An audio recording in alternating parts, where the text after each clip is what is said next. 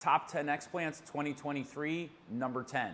This 45-year-old female had breast implants for 20 years and didn't know the size of her breast implants, but thought they were pretty big. Fortunately, it wasn't much of a surprise because her mom said, "Honey, I think they're between 700 to 800 cc's. The patient doubted it, but as usual, mom's always right. They were 700 cc saline implants. They were overfilled to 800 cc's. Fortunately, this patient had some breast tissue. So after a breast implant removal, I was able to shape the breast with a breast lift, and she's super happy now without breast implants. Top 10 explants 2023, number 9. This patient had breast implants that were 23 years old and both were causing her significant pain and started to get firm. Then all of a sudden on the left side, it stopped hurting, but the breast shrunk in size. She had a saline deflation. The one thing with saline deflations is when that implant ruptures, you know, because either right away or slowly over time, that breast mound shrinks. Different than silicone, which can rupture and you don't really know. Also, when we open the capsule, we see these are textured, recalled breast implants. All the textured Allergan and Mentor breast implants in the United States have been recalled. So I removed this patient's breast implants, the ruptured and non-ruptured implant, and I did a breast lift with a little bit of a breast reduction as per the patient's request. And here she is post-operatively without breast implants and a small breast reduction.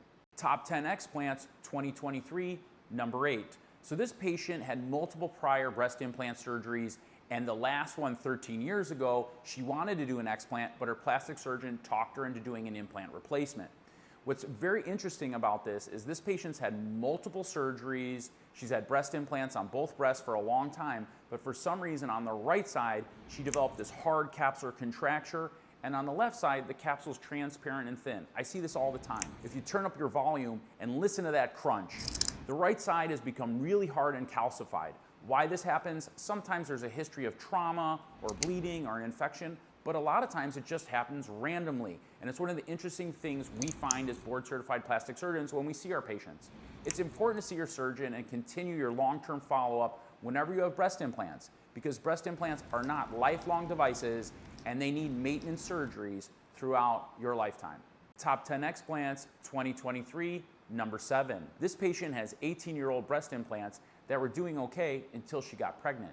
She noticed when she got pregnant, they started to become hard and painful. They became more and more hard, they started to rise up, and they started to hurt her so bad she couldn't wear a bra anymore.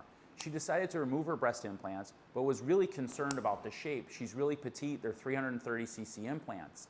Here she is early post-op. We got a pretty good shape, trying to preserve all the breast tissue I could while removing the implant and all that hard capsule. What's cool when we look at these specimens is you can see that crunchy hard capsule has gotten tight, and it's actually squeezing that implant, and that's why we call it capsular contracture. The capsule contracts, it squeezes the implant into a funny shape, and when I open these with my scissors, you can see that implant, it sort of unfolds like a flower.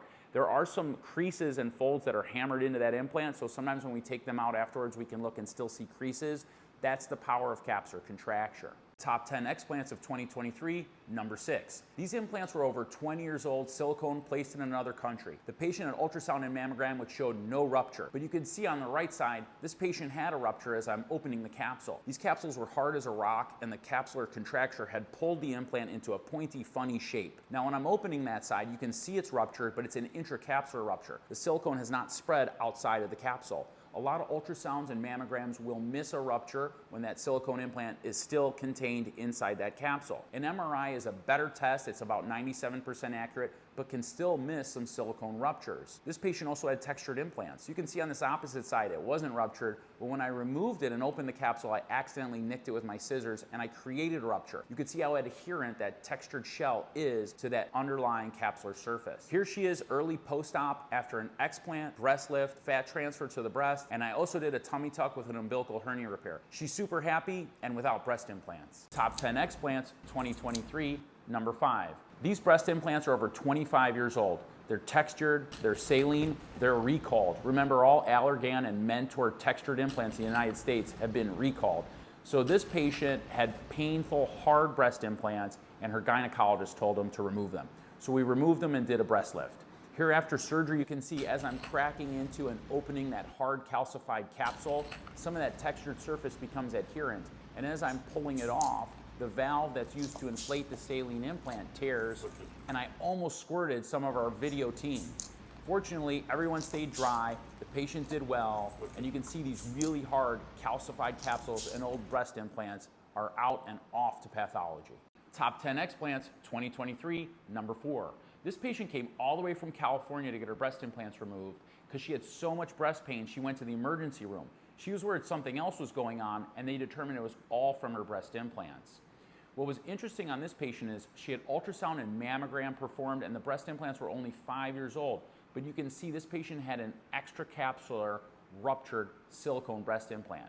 Here you can see our nurse practitioner, Brisa, opening that capsule, and you can see that runny ruptured silicone when compared to the other side that doesn't have a rupture. The FDA recommends breast imaging 5 to 6 years after silicone breast implant placement. That's the current standard. But if it's symptomatic, an MRI is a better study than an ultrasound to see if there's a breast implant rupture. Top 10 explants 2023, number 3. This patient came from South Carolina with 32-year-old breast implants that were hard as a rock. When I hit them with my scissors, take a listen, clink, clink, clink. She had so much pain from these, she saw the cardiologist because she said it felt like an elephant was sitting on her chest.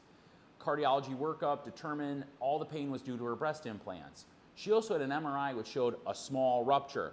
You can see as I'm opening these hard as a rock capsules, it looks like a dinosaur egg. It looks crazy. But this patient's looking great without her breast implants. Early post-op photo with a breast lift and explant surgery, already looking better without breast implants. Top 10 explants 2023, number 2. So this patient came and we were actually pretty concerned that she could have a lymphoma.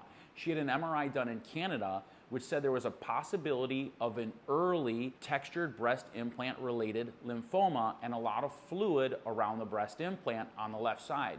You can see that breast sticks out way more and she had a lot of pain and discomfort on these 14-year-old breast implants. They were 700 cc implants. You can see as I'm opening the capsule, we're collecting that fluid in a basin because we're gonna send that fluid for cytology. The capsule too, as I'm opening it, it's concerning. It doesn't look normal. It's thick when I cut it with the scissors and it looks bizarre. So we send that to pathology as well. Here you can see her early post-op. I did a breast lift and fat transfer to help reestablish that shape because her nipple wanted to collapse after I removed all that fluid and the big breast implant. Fortunately, her pathology all came back benign and there was no lymphoma and the patient feels a lot better now without her breast implants. Top 10 explants 2023, number 1.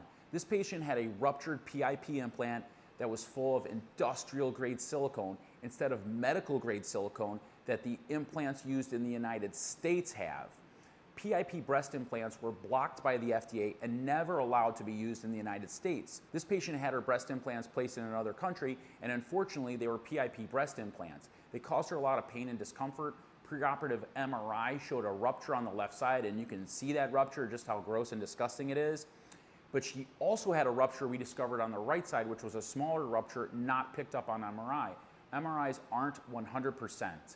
We removed all that silicone, all the capsule, and I did a breast lift. And here you can see the patient already in her preoperative photos looks better without breast implants, and we got all that nasty PIP silicone out of her body. Top 10 explants of 2023, honorable mention. This patient had 27-year-old saline breast implants that became hard and painful.